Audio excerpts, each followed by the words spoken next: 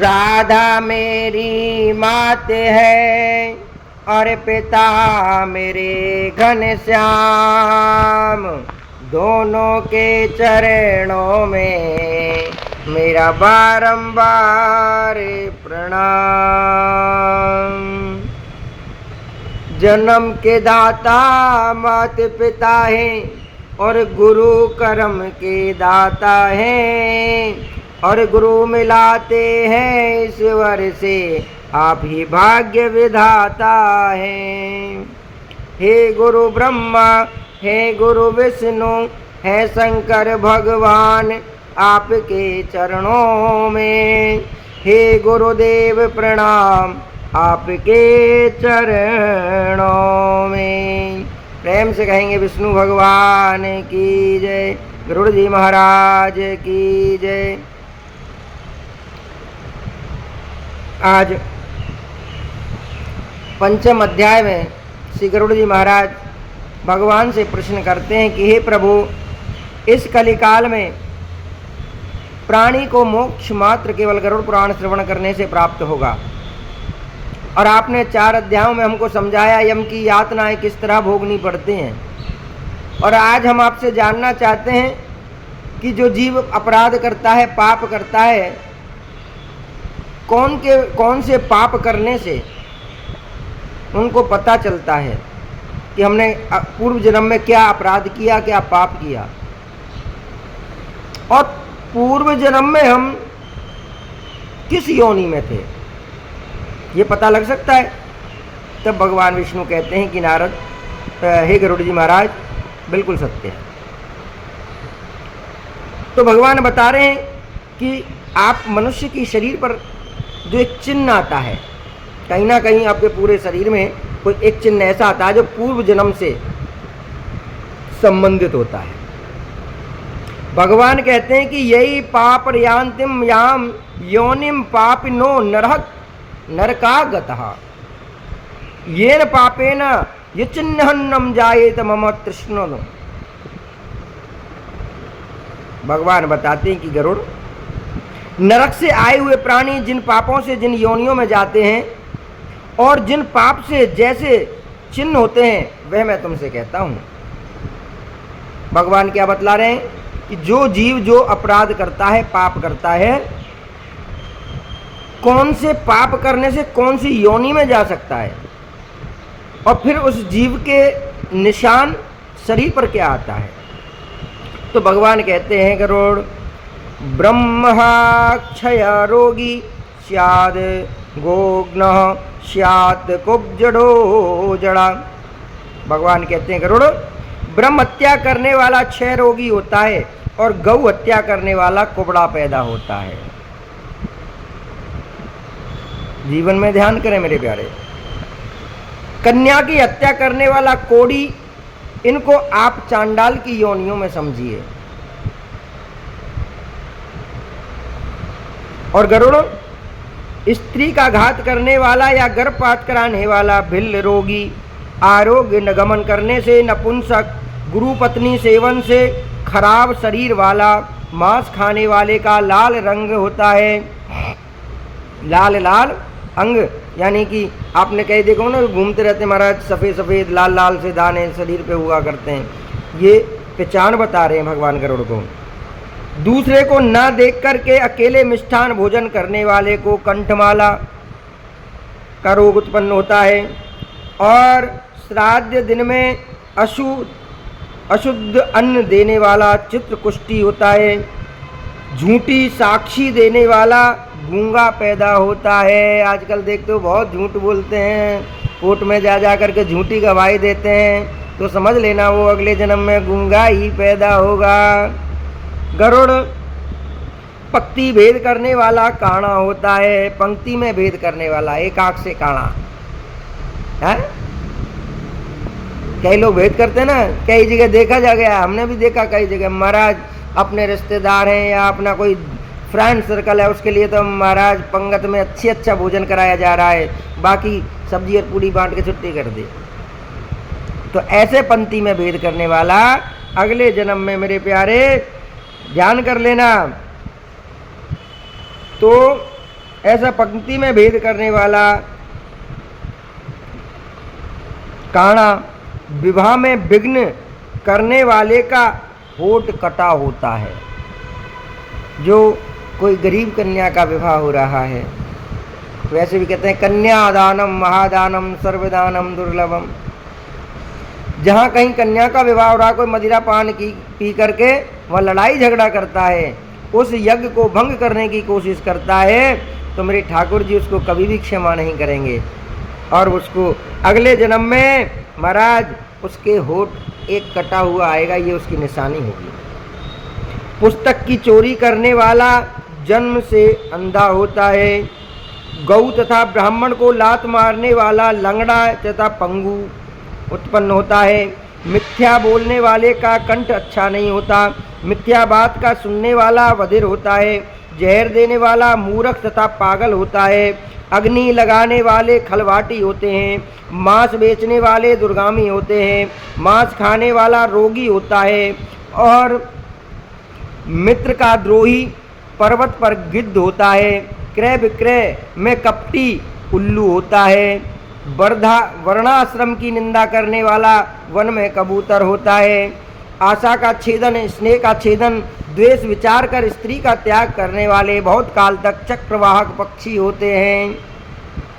माता से, पिता से, गुरु से, बहन से द्वेष करने वाला हजारों जन्म पर्यंत गर्भ में आता है और गर्भ के अंदर ही प्राण त्याग देता है। बार बार गर्भ के कष्टों को भोगता है और फिर वो दुनिया भी नहीं देख पाता और वो गर्भ के अंदर ही मर जाता है। सास को गाली देने वाली, नित्य कलह करने वाली स्त्री जलुका होती है। ये जलुका जानते हो, जो बालों में जिसको तुम जुआ कहते हो, जू। यदि आप अपने सास को गाली देते हो या अपने पति से लड़ाई झगड़ा करते हो या घर में कलह रखते हो, तो समझ लेना आपको जुआ बनना पड़ेगा। कैसे? ऐसे निकाला, नाखून पे रखा और चट देना, उसका अंत कर दिया जाता है। इसलिए यहाँ भगवान ने कर्म बताए हैं। माता पिता, गुरु, अपने से बड़ों का सम्मान यदि नहीं करोगे तो आपको जल का बनना पड़ेगा। हजारों जन्म पर्यंत गर्भ में आओगे और मरते रहोगे। और जो स्त्री पति को छोड़ करके पर पुरुष का सेवन करती है, वह चमगादड़ बन करके वृक्ष पर उल्टा लटकते हैं। भगवान कहते हैं कि गरुड़ जो अपने गोत्र का घात करे या अपने सगोत्र स्त्री का सेवन करे, तो वह रीछ तथा सेला का जन्म लेकर के फिर रीछ योनि में उत्पन्न होता है। सगोत्र की स्त्री में गमन करने वाला मारवाड़ देश में भूत होता है। जिसकी युवावस्था नहीं भई, उसके साथ गमन करने से वन में अजगर सर्प बनना होता है। गरुड़ धन के लिए देवता की पूजा करने वाला ब्राह्मण देवलक है। कभी भी ब्राह्मण को लालच में आकर के पूजा नहीं करानी चाहिए। जो भगवान कह रहे हैं कि जो धन के लालच में आकर के पूजा करते हैं वो ब्राह्मण देवलक बनते हैं। वह देव और पितृ कार्यों में अयोग्य हैं। ऐसे घोर पापों से उत्पन्न हुए भयानक नरक में प्राप्त हो कर्म क्षय होने से मनुष्य लोक में फिर दोबारा से वो उत्पन्न होते हैं। ब्रह्मत्या करने वाले नरक में दुख भोग इस मनुष्य लोक में गधा, ऊंट, महिष आदि की योनियों में जन्म उत्पन्न लेते हैं। मदिरा पान करने वाला भेड़िया, कुत्ता, सियार आदि की योनियों में जन्म होता है। स्वर्ण की चोरी करने वाला कृमि, कीट, पतंग होता है। और गुरु पत्नी के गमन करने वाला, गुरु का अपमान करने वाला, गुरु की संगति में रह करके उनकी आज्ञा का ना पालन करने वाला तृण, गुल्म, लता आदि में जन्म धारण करता है। प्रेम से कहेंगे विष्णु भगवान की जय। पर स्त्री को चुराने वाले, किसी की धरोहर को लेने वाले, ब्राह्मण का धन हरने वाले नरक दुख भोग पश्चात ब्रह्म राक्षस होते हैं। नरकों की यातनाओं को भोगेंगे, उसके बाद उनको ब्रह्म राक्षस की योनियों में फेंक दिया जाएगा। कपट से प्रेम रख ब्राह्मण के धन को भोगने वाले का 7 कुलों का नाश हो जाता है।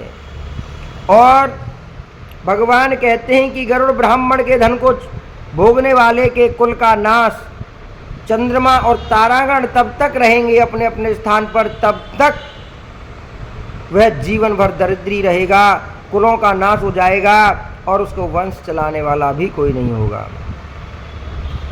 अपने आप भगवान कह रहे हैं, अन्य दूसरों को जो दान दें उनका नाम अकृमक कहलाता है। हे गरुड़, ब्राह्मण का अपने द्वारा या अन्य से प्राप्त भूमि को जो हरण करता है वह 60,000 वर्ष पर्यंत विष्ठा का कीड़ा होता है। स्वयं ब्राह्मण को दान देकर के आप ही हरण करने वाला पापी पुरुष महाप्रलय तक नरक में भोगता है। ब्राह्मण की जीवकार्थ पृथ्वी का दान देकर के फिर उस पृथ्वी की यत्न से रक्षा ना करे, उसको हर ले, तो वह पंगु होता है, यानी लंगड़ा होता है। ब्राह्मण की वृत्ति के करने में लक्ष्य गो दान का फल होता है और ब्राह्मण वृत्ति को हरने वाला मरकट तथा कुत्ता बन करके अगले जन्म में वह उस योनियों में भटकता रहता है। भगवान कहते हैं कि हे गरुड़, पापी नरक के दुखों को भोग इस मनुष्य लोक में आकर के अपने किए हुए कर्म अंध पंग इत्यादि चिन्ह हुआ देखते हैं और कृमि कुत्ता पशु पक्षी चांडाल आदि योनियों में दिखते हैं और महान रोग से युक्त हो इन पूर्व में कही हुई योनियों में उत्पन्न होते हैं।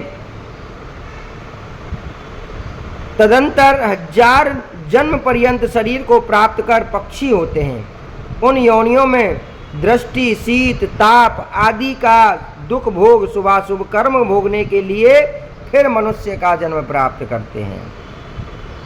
अब कोई कुत्ता है तो जीवन भर डंडे ही खाता रहता है, दूसरों के टुकड़ों पर पलता रहता है। कोई पशु है, कोई पक्षी है, अब ये पेड़ है, आंधी तूफान गर्मी धूप बरसात कितना सहन करते हैं। तो ऐसे ही इन योनियों में जाकर के भी जब प्राणी जीव शुभाशुभ कर्म करता है तब जाकर के उसको एक मनुष्य का जन्म प्राप्त होता है। और फिर वो गर्भ में आकर के भगवान से प्रार्थना करता है कि हे प्रभु, आप मुझको सद्बुद्धि देना कि मैं मनुष्य तन को पाकर के सिर्फ और सिर्फ आपका भजन करूं। तो गरुड़ जिस प्रकार घंटों यंत्र भ्रमण करता रहता है वैसे सर्वभूत प्राणी कर्मों के पास से बंधे हुए मेरी माया द्वारा भ्रमण करते रहते हैं। माया मरी न मन मरे और मर मर गए शरीर, आशा तृष्णा नाथ जी तो कह गए दास कबीर। एक बार जन्म नहीं लेते लेकिन फिर भी हमारी इच्छाओं कभी पूर्ण नहीं होती मेरे प्यारे। इसीलिए संत गुरु ब्राह्मण आपके जीवन में आकर के बार बार आपको यातनाएं देते हैं, समझाते हैं, ताड़नाएं देते हैं, लेकिन उनके बाद बड़ी बुरी लगनी लग जाती है कि तुमको किसने हक दिया बोलने का। माँ बाप हैं उनके सुधारने के लिए। अरे माँ बाप तो कहते हैं कि हमारी इच्छा है भैया हमारी औलाद को हम कैसे भी घुमाएं, हम अपने बच्चे को कैसे भी पालें। और बाद में जब बुढ़ापा का शरीर आता है तब जाएंगे महाराज जी बच्चा सुनता नहीं है। घर से बाहर धक्का मार के जब संतान निकाल देती है तो फिर कोई अनाथ आश्रम ढूंढेंगे, वृद्धाश्रम ढूंढेंगे। वहाँ पूछते हैं क्या हुआ, महाराज संतान ने निकाल दिया। क्यों? जब तेरे संस्कार देने के दिन थे तब तो तू भी बड़ा, हाँ भैया हमारी इच्छा है हमारे बच्चे जैसे जिए, जीने दो, तुम कौन हो बोलने वाले। अरे ये संत और ब्राह्मणों के शब्द ही तो हैं मेरे प्यारे। शब्द शब्द में सार है और शब्द ही देते हैं घा। इन शब्दों को जब समझने लग जाओगे तो ये महाराज एक जीवन बूटी बन जाएगा। और इन शब्दों को यदि बुरा मानने लग जाओगे तो यही एक ऐसा घाव बन जाता है जो फिर आगे हम ही को भोगना है उस घाव का दुख। इसीलिए मैं आप सभी से आग्रह करूँगा कि कहते हैं जैसी दृष्टि और वैसी सृष्टि, जैसा चित्र वैसा चरित्र। तो हमारे जीवन में यही तो एक वेद पुराण कथाएं, यही तो हमारे जीवन को बदल देती हैं मेरे प्यारे। संत गुरु आपको केवल इतना ही तो समझाना चाहते हैं, क्या बुरा समझा रहे हैं। लेकिन क्या करें, आजकल कुछ ज़्यादा पढ़ गए और वो कुछ पढ़ाई ज़्यादा आगे निकल गई। हमारे कथाएं शायद चुभने लगती हैं, क्योंकि कथा समाज को सुधारने का काम करती हैं। संत गुरु ब्राह्मण केवल संस्कार की बात करते हैं। तो मेरे प्यारे, भगवान विष्णु ने कहा है कि उस पाप के प्रभाव से नरक में जाता है प्राणी। जब मनुष्य का जन्म हमको प्राप्त होता है तो हमको समझाया जाता है कि दान करो, पूजा करो, पाठ करो। सुबह उठते सबसे पहले माता पिता के चरण स्पर्श करके दिन की प्रारंभ किया जाता था, दिन की शुरुआत होती थी। रामचरितमानस के अंदर तुलसी बाबा ने भी कहा है, प्रातः काल उठकर रघुनाथा और मात पिता गुरु ना भई माता। वो भगवान पृथ्वी पर आए, उन्होंने भी इन लीलाओं के माध्यम से हमको समझाने की कोशिश की। फिर क्यों नहीं समझ पा रहे हैं? किधर की साइड, किधर हम भाग रहे हैं? क्या है? Model model model. ठीक है, जमाने के साथ चलना है, चलो, मना कोई नहीं करता। संस्कार यदि रहोगे तो क्या संस्कार ये कहेंगे नए जमाने के साथ नहीं चलना? माता पिता के पैर छूने में शर्म लग रही है? Hi hello how are you,